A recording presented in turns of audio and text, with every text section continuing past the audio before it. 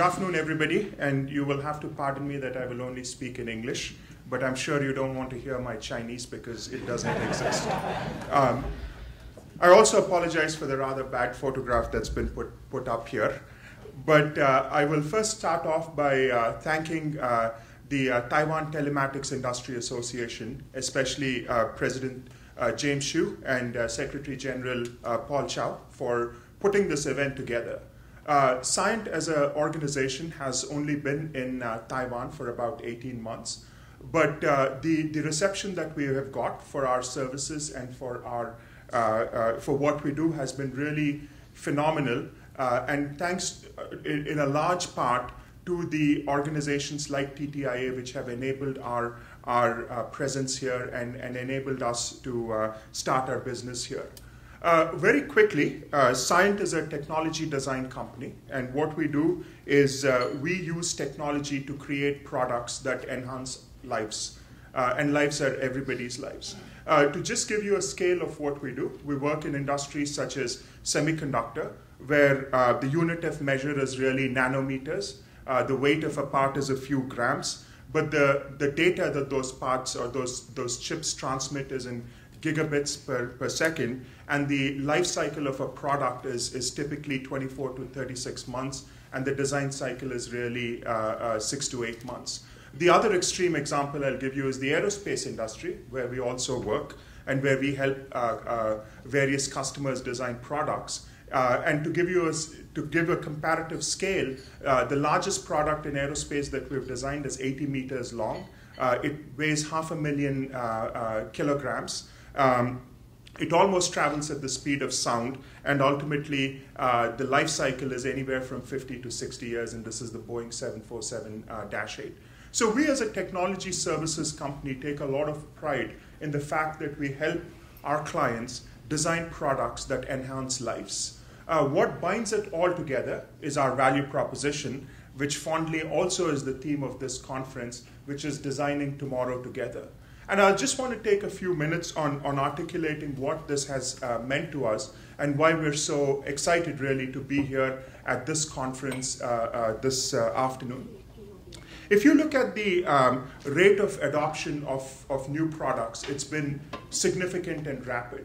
If you look at, say, the mobile phone industry today, the rate of adoption of mobile phones has been 50 times faster than landlines. So for 50% of the people in a country to have landlines, and I'll use the US as an example because it's the most mature market, took something like 60 years or 70 years for 50% of the people in the US to have a landline. But when the mobile phones came through, for 50% of the people to have mobile phones in the US took approximately 15 years or so, or I think 10 years or so. So the rate of adoption of technology is rapid, and what we believe companies and organizations that are successful do is take this technology, innovate this using this technology, and make products that are relevant. And therefore, design and innovation is something that is a competitive advantage for all of us, and it is something that we really need to be on the forefront of to create products that are innovative and used and relevant for us on a day-to-day basis. At the same time, if you look at the amount of data that is being generated, it is phenomenal. For the first time, I read somewhere that the bottleneck is no longer the communication, i.e. the bandwidth. The bottleneck is really the processor speed. What I believe this means is for products of tomorrow or for products going forward, there is a massive amount of real-time data that is accessible and available. And for us to innovate and make better products, we really have to make sense of this data, which is where the theme of the conference around big data and analytics comes in. The availability of data today, some people talk about trillions of points of data that each device today generates on a monthly basis, but I would quantify it and say the amount of data that is available is absolutely humongous. And for organizations that are going to be successful, we need to make sense of this data and get actionable insights, which is where this whole idea around big data and analytics comes in, and hopefully we will hear a lot more about that in the next few hours or so.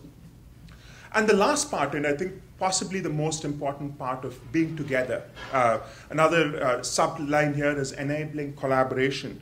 If you look at how OEMs have been building products in the last few years, more than 70% of any product that an OEM has is really being designed, manufactured, and managed by suppliers. Any industry you take, again, I'll use the aerospace industry for a minute, but if you look at the aerospace industry, 70% of the new planes like the 787 or the 350 from Airbus are being designed and manufactured by suppliers. If you look at the Apple iPhone, right, 75% of the value of the iPhone is being designed and made and built and assembled by suppliers. So having said that, we today work in an environment that is highly collaborative and in an environment where an individual company can't be successful. It has to be the ecosystem that is successful. From universities that obviously do cutting-edge research, which ultimately translates into technology, to industry bodies that enable collaboration, to organizations that ultimately use this technology to design products. I'm really happy and thankful that all of you are here and really look forward to collaborating together, because that's really how we design a better tomorrow, build better products and more relevant products. With that, thank you very much for being here this afternoon, and I look forward to learning a lot more from you around big data, analytics, collaboration, and the other themes of this conference. Thank you.